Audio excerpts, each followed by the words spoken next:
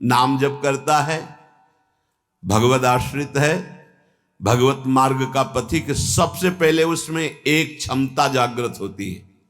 क्या? ये द्वंद्व है, शत्रु और मित्र में समान भाव, मान और अपमान में समान भाव, लाभ और हानि में समान भाव, सुख और दुख में समान भाव, निंदा और स्तुति में समान भाव।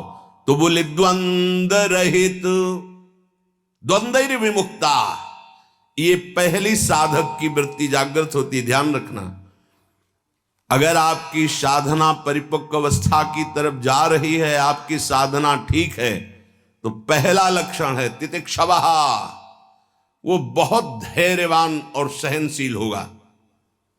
सुख दुख, लाभ हानि, मान अपमान, निंदा स्तुति, इसमें वो समान भाव रखेगा। चलो हमारी स्थिति ऐसी नहीं, लेकिन हमें सुनने को मिला तो समान भाव रखने की चेष्टा तो करें। पूज्यपाद श्री उड़िया बाबा जी महाराज, यदि तुमसे कोई द्वेष करता है और तुम्हें भगवत प्राप्ति करनी, तो वो जब दिखाई दे तो उसके चरणों में प्रणाम करो। अगर पास से निकले तो राधे श्याम, वो भले ना बोले, अगर तुम ऐसा किए तो उसके बैठे हृदय में जो श्री भगवान हैं वो मिल जाएंगे तुम्हारे को। अगर तुम्हारी दृष्टि दोषयुक्त हुई तो कर लो भजन, जब तक वो नहीं मिटाओगे तब तक भगवत प्राप्ति नहीं होगी। हरिवंश नाम लीन जे अजात शत्रु ते सदा, ये शुद्ध परमार्थ अध्यात्म की चर्चा है। यहां व्यवहार को भी अध्यात्म बनाया जाता है। प्रयत्न करो सहने का, मिटाने का। क्या गाली दे रहा है कोई, श्रवणेंद्रिय ने सुना, मन में जाके दाह पैदा है, ये नहीं, मेरे भगवान अपने समीप मुझे ऊंचाई देना चाहते हैं, प्रेम की ऊंचाई, ज्ञान की ऊंचाई, इसलिए ये कटु वचन बुलवा रहे हैं, मुझे सहन करना है। राधा राधा राधा, आगे निकल गए। जो सुख दुख, मान अपमान, लाभ हानि आदि द्वंद्वों को सह जाता है, देख लो, यहां लड़ना नहीं है, भक्ति सहना सिखाती। बोले कब तक सहेंगे? जब तक भगवान न मिल जाए। बोले वो तो बहुत ही दुष्ट हो जाएगा, अगर हर बार सहेंगे तो अगली बार और बढ़ के आएगा। कदापि नहीं। जो अपराध भक्त कर करे राम रोष पावक सो जरे, तुम सहो आग उधर लग जाएगी। उमा क्षमा सापौते भारी, अपने कर्म जाय अपकारी। तुम अपने को बचाओ, मालिक देख रहा है, वो ऐसा हिसाब करेगा। एक नवयुवक था जिसकी देखो हंसी उड़ाता था, बहुत परेशान करता था। एक भगत जी निकले उनके छेद, तो दाढ़ी मुछ को लेकर बहुत उपहास किया। 2 रुपए निकाले, दिए। उसको लगा पीछे आ रहे थे आर्मी के, फिर उनका उपहास गिरा के 10-5 ला तो थप्पड़ मारे ना। वो जो 2 रुपए दिए थे ना, हिसाब हो गया। अब दोबारा उस गली में नहीं खड़ा हुआ वो। राम रोष पावक सोजरी, तुम जाओ झुक के। वो आ रहा है झुकाने वाला, किसी रूप में रौंद के रख देगा उसको, क्योंकि उसका स्वभाव ऐसी जगह हाथ डालेगा जहां हाथ जल जाएगा। ये ना सोचो कि अगर हम 10 बार सह गए तो 11वीं बार वो फिर बोलेगा, बोलने लायक नहीं रहेगा। जो अपराध भक्त कर करे राम रोष पावक सोजरी, तुम्हारा कर्तव्य सहन करना और मालिक का कर्तव्य हिसाब करना।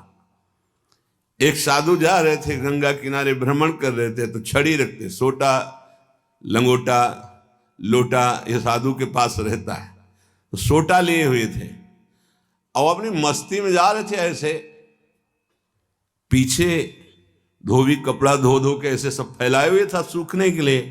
उसने देखा इतनी मेहनत से तो हम धो रहे हैं, और बाबा जी रौंदता चला जा रहा है। तो जिससे धोआ वो पीटने वाला डंडा, वही दौड़ा लेके रुक्मिणी जी के पास भगवान बैठे, विनोद तत्काल सुदर्शन चक्र, फिर ऐसे शांत हो गए।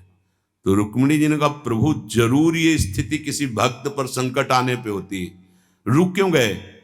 बोले उसके पास लाठी थी, उसने हिसाब कर दिया। 2-3 डंडे बाबा जी ने मारे और 2-4 डंडे धोबी ने मारे, तो दोनों धोबी है, इसीलिए हम हट गए।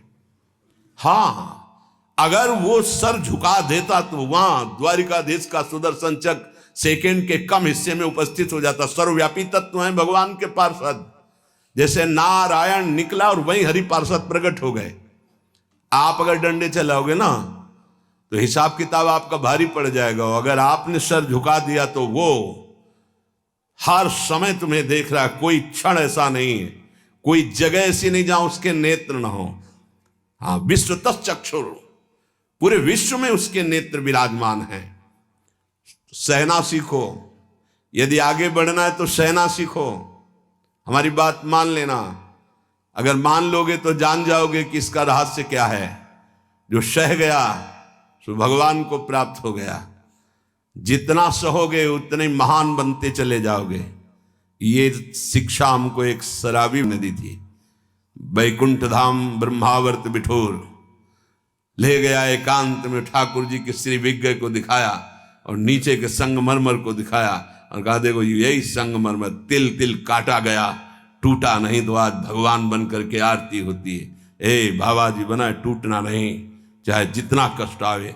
सहनशीलता, सहनशील, आशय, उदार, धीरज सहित विवेकी, विवेकवान, धैर्यवान, सहनशील महात्मा होता है। चाहे गृहस्थ हो या विरक्त हो, भगवत मार्ग का पथिक ये नाना प्रकार की कुचेष्टाएं करने पर दुखी या व्यथित होकर कुचेष्टा नहीं कर बैठता है। द्वंद्व रहित। आगे गतमान, ये जो अभिमान और ममता सर्वनाश कर देती है। भगवत मार्ग का उपासक उस अभिमान का सर्वनाश कर देता है। नहीं, किसी भी बात का अभिमान नहीं। सच्ची कहते हैं, जिस क्षण प्रभु बुलवाना ना चाहे तो एक शब्द भी नहीं आता हृदय में। कई बार हृदय से एकदम शून्य, खाली। अब न कोई प्रश्न का उत्तर है, न कोई प्रश्न है, न कोई वार्ता है। वो दे रहे हैं तो हो रही है, और वो ना दे तो का बोलने की हिम्मत नहीं है। शब्द और शास्त्र ज्ञान और व्याख्या तो अलग जाने दो, वही बुलवा रहे, वही सत्य चेष्टा करा रहे। ये सतमार्ग पहाड़ पे चलना है, ये हमारे चढ़ने की योग्यता नहीं। पर वो वाचालम बना देते हैं, मूक को पंगु से पहाड़ चढ़ा देते हैं। सांप का छोटा बच्चा गरुड़ को पछाड़ दे, राम कृपा हो जाए, हाँ तो लघु ब्याल गरुड़ को खा जाए, ऐसी सामर्थ्य पैदा कर दें भगवान। सब कुछ भगवान की सामर्थ्य से सत मार्ग का होता है, सब कुछ हमारे अहंकार से असत मार्ग का होता है। अहंकार त्यागी, सत मार्ग का अनुरागी।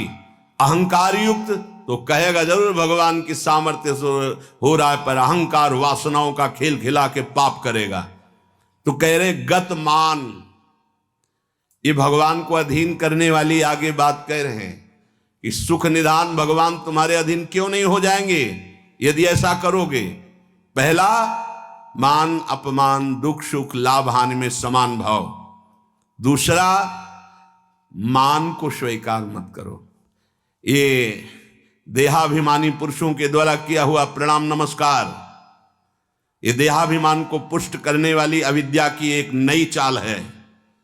उनके हृदय में विराजमान सच्चिदानंद भगवान को देखते हुए इसे विनोद में उड़ा दो। विनोद में, मैं जान रहा हूं प्रभु अब नहीं फंसेंगे, गुरु कृपा हो गई। आपका ये प्रणाम नमस्कार फांस नहीं सकता, नाथ आप तो हमारे स्वामी हो।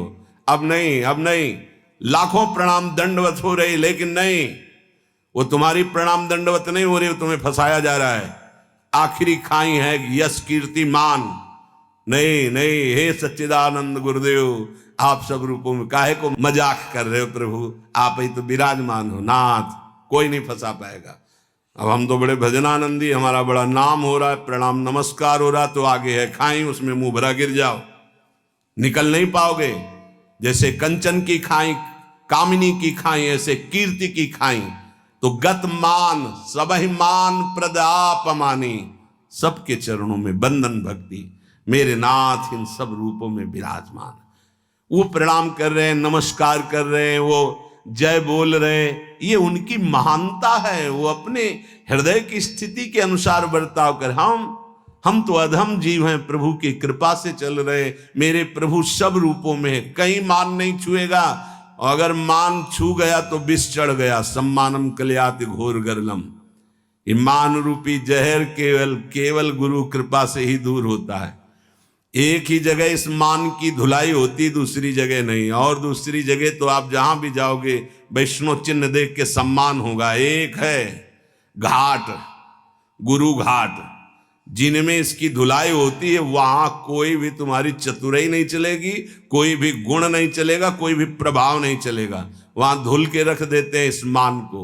और जहां मान धुला और दैन्यता आई तो हरि कंठ लगा लेते हैं, भगवान उसे अपने समीप रख लेते हैं। बलिहारी गुरु आपने, जिन्होंने मान को मिटिया मेट कर दिया। बलिहारी कभी नहीं सुधरता है मान का स्वभाव। ये गुरुदेव, इसीलिए गुरुदेव के हाथ का खिलौना कोई बिरला ही बनता है। अहंकार के हाथ के खिलौने तो सब बने हुए, जैसी चाबी भरता है अहंकार वैसे ही खेल हो रहे, लेकिन कोई गुरुदेव के हाथ का खिलौना विशेष लाडला होता है। भर दी चाबी, अब उसके हृदय में खेल चल रहा है निकुंज का। मान का त्याग करा करके दैन्यता का भाव प्रकाशित करना, ये प्रेमी महापुरुष सदगुरुदेव की कृपा से होता है। गत मान, आगे ज्ञान रथ। ज्ञान किस बात का? एक क्षण भी प्रभु का स्मरण न छूटे, इससे बड़ा कोई ज्ञान नहीं। बात पकड़ लो। तुम्हें कुछ आता हो या ना आता हो, बस राम कृष्ण हरि राधा राधा बोलना आता है, इससे बड़ा कोई ज्ञान नहीं है। ये भगवद स्मृति है। यस्य स्मरण मात्रेण जन्म संसार बंधनात् विमुच्यते, नमस्तस्मै विष्णवे प्रभु विष्णवे। जिनका स्मरण मात्र जन्म मरण बंधन से मुक्त कर देता है। राधा राधा कृष्ण कृष्ण। ज्ञान रथ, जब आप नाम जप करेंगे तो स्वाभाविक, सच्ची मानिएगा, इस शरीर से प्यार खत्म हो जाता है। ये बहुत व्यवस्थित भगवान की कृपा से चलता है, पर इससे राग नहीं रहता।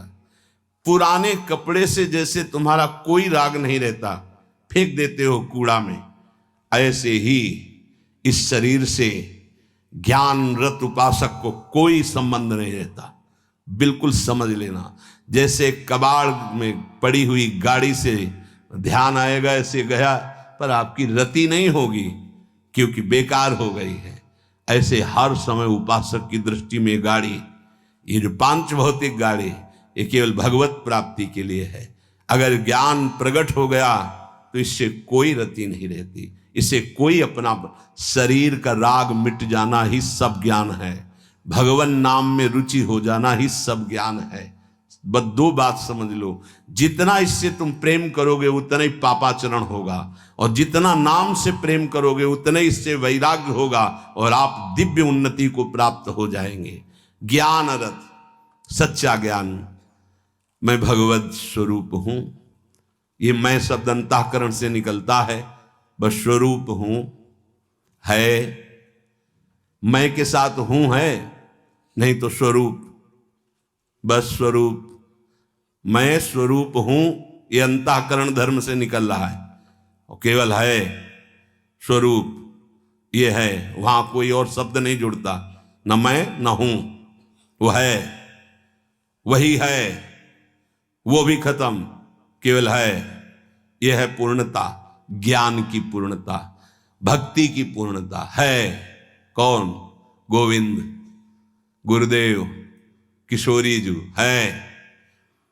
बिरत खटाई नाना कस, जैसे कुछ धातुएं होती हैं उनमें खटाई डालते तो बहुत जहरीली हो जाती है, ऐसे ही उपासक को हर भोग दिखाई देता है जहरीला। ब्रह्मादिक के भोग सब विषम लागताई, तो कहे फिर सुख क्या उसको मिलता होगा? गांव में जब गुड़ बनाया जाता है तो ऊपर का जो फेन निकलता है ना, गांव के जो गरीब लड़के होते हैं दौड़ के वो चाटते हैं, बड़ा मीठा अच्छा लगता है। कहीं उनको रबड़ी मिल जाए तो उसकी तरफ देखेंगे क्या? नहीं देखेंगे, क्योंकि अब उससे बहुत कई गुना बढ़कर के आनंददायक वो रबड़ी मिल गई।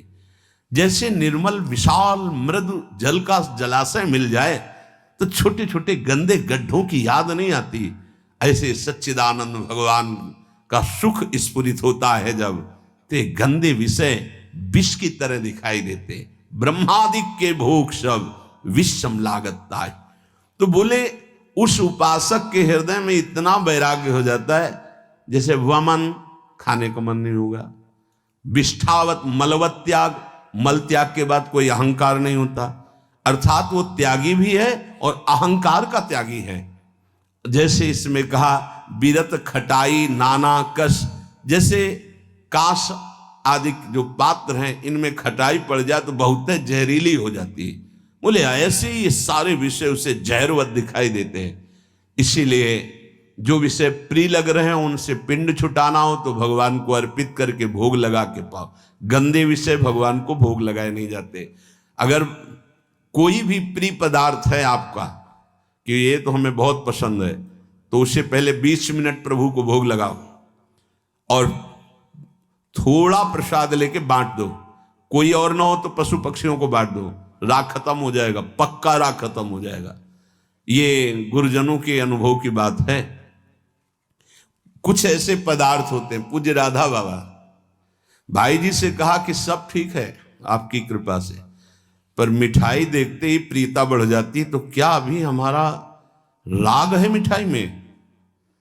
भाई जी हर समय बाबा की मनोवृत्तियों को देखने वाले महापुरुष, तो उनका नहीं, तुम्हारी स्थिति में मिठाई का राग नहीं है, ये स्वभाववश शरीर की आवश्यकतावश पूर्व अभ्यास रहा है।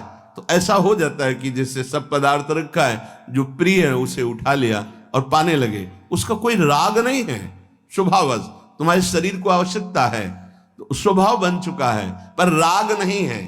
पर अपने लोगों की स्थिति नहीं है, अपने लोगों का राग है। हमें जो राग है सच्ची मानो गुरुजनों की आज्ञा पे चले तो नष्ट हो जाएगा। जो प्रिय से प्रिय वस्तु लगे 20 मिनट भोग लगाना, दिखाना नहीं केवल, क्योंकि होगा ना कि गरम गरम पकौड़ा और चटनी और सब दिखा लो तो श्री जी को पालो, नहीं, रसेंद्री को नहीं, श्री जी को पवाओ और इसके बाद एक पकौड़ा चटनी आप लो, बकाया दूसरे को दे दो, आप अपना पेट भरो रोटी से। आप देखो ना आपकी रसेंद्री बस में, रसेंद्री बस में हुई हर इंद्री बस में हो जाएगी। यहां कह रहे विरत खटाई नाना कस, ये नाना प्रकार के भोग भोगते समय बहुत व्यतीत, उस उपासक को ये विश्वत नजर आते हैं जिसको भगवत प्राप्ति की चाह होती। तो बोले सुख निधान सुजान कौशलपति हुए प्रसन्न, कहू क्यों न होई बस। यदि ऐसे चलोगे तो भगवान बिना बुलाए आपके पास आ जाएंगे। कैसे? द्वंद्व रहित, मान अपमान निंदा स्तुति समान भाव से सह जाओ। गतमान, कोई सम्मान करे स्वीकार मत करो, उसके भोक्ता मत बनो। ज्ञानरत, ये शरीर नष्ट हो जाएगा, तुम अविनाशी हो।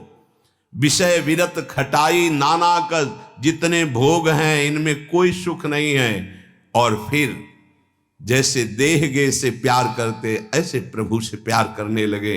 तो कह रहे प्रभु अपने आप आपके अधीन हो जाएंगे। सर्वभूत हित निर्व्यलीक चित, भगति प्रेम दृढ़ नेम एक रस। तुलसीदास यह होई तबहि जब, द्रवै ईस जेहि हतो शीस दस। भगवान जिसको अपना बनाना चाहते हैं तो उसके हृदय में एक बात प्रकट होने लगती है, कैसे सबको सुख पहुंचाऊं। सर्वभूत हित, ये बात, ये लक्षण है भक्त का। हमारे अंदर भक्ति आई, इसका लक्षण किसी को भी दुखी देख के मन कैसे इसको सुख पहुंचाऊं।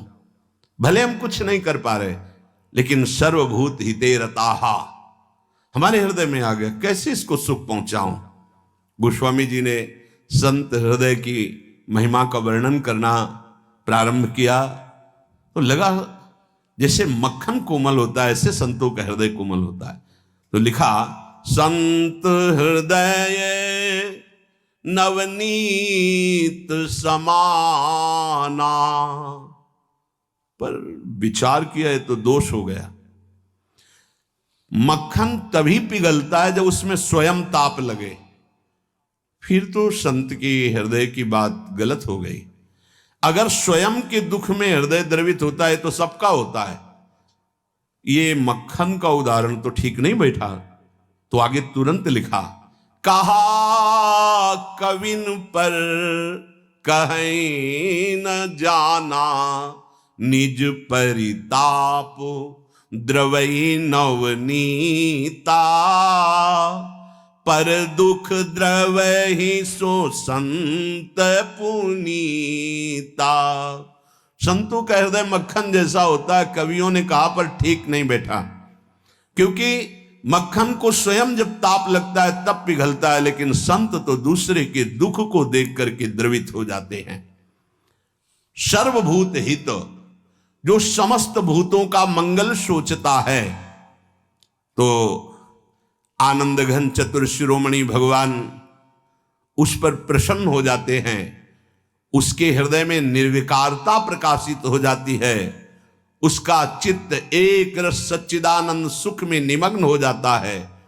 तुलसीदास जी कहते हैं ये सौभाग्य उसी को मिलता है 10 शीश का हनन करने वाले भगवान जिस समय जिस जीव पर कृपालु होते हैं तो सत्संग मिलता है, और सत्संग से ये सब प्राप्त हो जाता है। अगर हमें नाम ऐसा प्रिय लगने लगे तो सब लक्षण आ जाएंगे।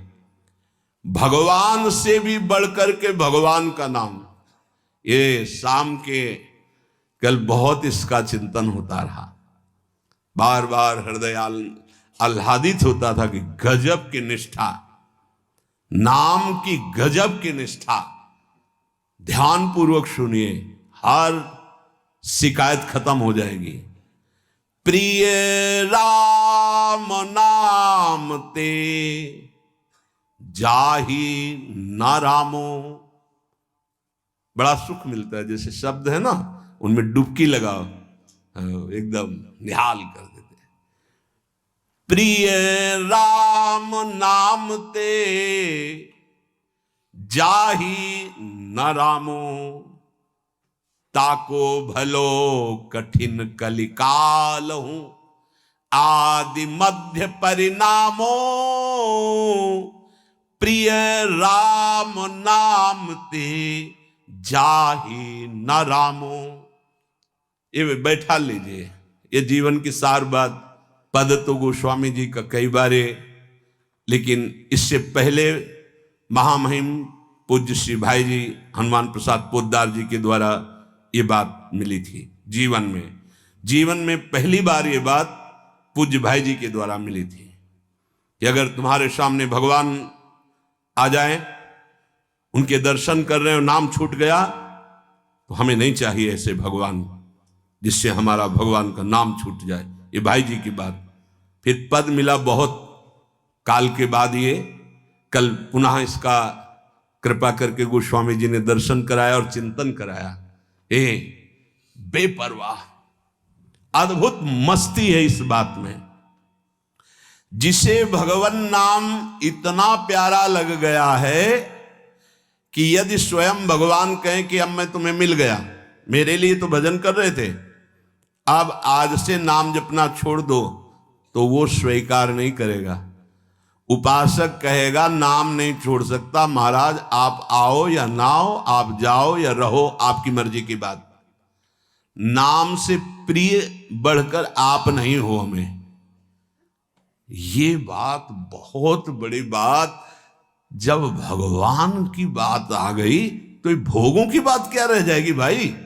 ये पद प्रतिष्ठा रुपया पैसा, अभी नाम का स्वाद ही नहीं चखा।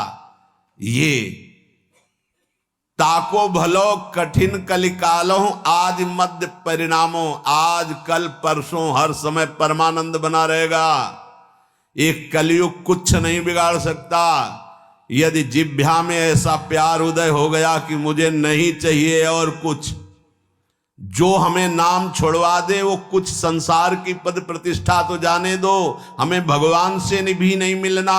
यदि वो आ जाए और नाम छूट जाए तो मुझे उनका आना नहीं। प्रिय राम नाम ते जाहि न रामो, ये बहुत बड़ी बात है। ये जनसाधारण नहीं समझ सकते। बहुत बड़ी बात। कैसे छूटेगा फिर नाम? सोचो कैसे छूटेगा। आग लग जाएगी कि ओहो, जिस नाम के बराबर नामी से मिलन की भी बात नहीं कही गई, उस नाम को हम चंद विषयों में तुच्छ विषयों में, तुच्छ व्यक्तियों के मायाजनित संभाषण में छोड़ देते हैं। हमारी कहां की निष्ठा। गोस्वामी जी कह रहे हैं, प्रिय राम नाम ते जाहि न रामो, बार बार इसलिए करें, बैठा लो। सकुचत समुझी नाम महिमा, मद लोभ मोह को कामो। राम नाम जप निरत सुजन पर, करत छाह घोर घामो। प्रिय राम नाम ते जाहि न रामो। बस यही लगता है, यही परम विश्राम है। इससे बड़ी कोई बात नहीं हो सकती। राम जी मिल जाएं और वो कहें कि हमारा नाम छोड़ दो, अब हमें स्वीकार करो, हम तो मिल गए ना, तो वो उपासक भगवान से कह देगा आप चले जाइए। जिस नाम के बल से आप हमारे पास आए, उस नाम को मैं नहीं छोड़ सकता। आप कभी मत दर्शन देना, कभी मत आना, आप हमें हर दुख देना, पर मैं नाम नहीं छोड़ सकता। ये बात पकड़नी, ये बात पकड़नी। पकड़ लो, सब कुछ तुम्हारे अधीन हो जाएगा। मुझे आपसे मिलने की आवश्यकता नहीं है यदि नाम छूट जाए तो। यही भाई जी लिखा था प्रियालाल के लिए, राधा कृष्ण के लिए। सबसे पहले भाई जी की बात तो थोड़ी देर तो विचार चलता रहा इस विषय का कि नाम साधन है और साध्य है प्रभु। जब प्रभु को हम देख रहे हैं तो नाम भूल गए तो कौन सी बड़ी बात है, क्योंकि नाम का फल तो प्रभु ही थे। उस समय समझ में नहीं आया, बाद में समझ में आया उन्हीं महापुरुषों की कृपा से, जो आज गोस्वामी जी कह रहे हैं कि यदि कोई कहे कि तुम्हें राम मिल जाएंगे, या राम जी ही कहें कि मैं मिल जाऊंगा, मेरा नाम छोड़ दो, तो उपासक का हृदय कहेगा नाम जापक का कि यदि आपके मिलने से नाम छूट जाता है तो आप कभी हमसे मत मिलिए। मुझे आवश्यकता नहीं आपसे मिलने की। यदि मेरा गुरु प्रदत्त नाम छूट जाए तो आपके मिलने की आवश्यकता नहीं। उसका नाम ऐसे चलता है हृदय में, श्वास में, जिह्वा में, रोम रोम में। ऐसा अपार प्रेम उसके हृदय में प्रकट होता है, ऐसी मतवाली मस्ती होती है कि भगवान उसे कभी छोड़ ही नहीं सकते। इस कराल कलिकाल में आदि, प्रारंभ, मध्य और अंत, कभी किसी का कल्याण हुआ है या हो रहा है या होगा तो ऐसे नाम प्रेमी का होगा। ये आदि मध्य परिणामों। अगर नाम जब चल रहा है तो जो पीछे महापुरुष हुए हैं, जो अब हैं, जो आगे होंगे, वो नाम के प्रभाव से ही है। नाम की महिमा इतनी अपार है, ध्यान दीजिए। अभिमान, लोभ, अज्ञान, क्रोध, काम, ये उसके हृदय में ही नहीं रह जाते जिसके निरंतर नाम चलने लगता है। ये सब सकुचा कर भाग जाते हैं। जैसे किसी महान बलशाली को देखकर छोटे मोटे योद्धा गर्दन झुका के भाग जाते हैं। ये काम आदि दोष उन्हीं को परेशान करते हैं जिनके नाम नहीं चल रहा। सच्ची मानिए, मान लीजिए, विश्वास कर लीजिए, बहुत बड़े लाभ की बात है नाम। सामने ही ये सर ऊंचा नहीं कर सकते। कौन? बोले नाम महिमा का ऐसा प्रभाव, मद, अभिमान, लोभ, भोगों का, पैसे का, पद का, मोह, परिवार का, क्रोध, नाना प्रकार की प्रतिकूलताओं से प्रकट होता है, और काम, ये गर्दन झुका के भाग जाएंगे यदि तुम्हारे निरंतर नाम चल रहा है। वो हम ये छोड़ नहीं पाते, हम नहीं छोड़ पाओगे। ये भगवत शक्ति से संपन्न योद्धा हैं। नाम नाम चल रहा है, भाग जाएंगे। नई अवस्था ठाकुर हरिदास जी की, बस नाम चल रहा है। 3 दिन प्रयासरत रही, स्वयं भक्त बन गई, उनके हृदय में कोई फर्क नहीं पड़ा। क्यों? क्योंकि नाम चल रहा है। जो नाम जप करता है, बहुत महिमा की बात कह रहे हैं। राम नाम जप निरत सुजन पर, करत छाह घोर घामो। घोर धूप में भी वो धूप छां से भी बढ़कर शीतल बन जाएगी नाम जापक को। अर्थात घोर विपत्ति, घोर प्रतिकूलता उसके लिए भारी अनुकूलता और मंगल बन जाएगी जिसकी जिह्वा पे नाम चल रहा है। यदि कोई कहे कि हमने नाम के प्रभाव से पत्थर में कमल उदित होते देखा है, तो आश्चर्य मत मान लेना, बहुत छोटी बात है ये। कह रहे हैं नाम प्रभाव सही जो कहे को, शिला सरो रूह जामो, जो सुन सुमिरी भाग भाजन भई, सुकृत सील भील भामो। यदि कोई तुम्हें ऐसा कह दे कि हमने देखा है पत्थर में कमल खिल गया, असंभव, तो तुम मान लेना कि वो नाम जापक ऐसा हो सकता है। नाम जापक कुछ भी कर सकता है, क्योंकि नाम में कर तुम अकर तुम अन्यथा सब सामर्थ्य विराजमान। जो बिल्कुल नहीं हो सकता वो भी हो सकता है, अन्यथा कर तुम। जैसे जहां सुई का धागा जाना छेद में बहुत कठिन होता है सुई के, वहां से अनंत ब्रह्मांड भगवान पार कर सकते हैं, और उन भगवान को अधीन करने वाला नाम है, सब ठीक हो जाएगा। सब कुछ हो सकता है। नाम की महिमा समझ करके ये तुम्हारे काम क्रोध लोभ मोह मद मत्सर्य सकुचा कर भाग जाएंगे, सामने नहीं आएंगे। भारी से भारी प्रतिकूलता दुख तुम्हारे लिए आनंद प्रदान करने वाली बन जाएगी यदि आप नाम जप कर रहे हो। महान दुख सुख बनकर तुम्हारे को कभी छोड़ेंगे ही नहीं।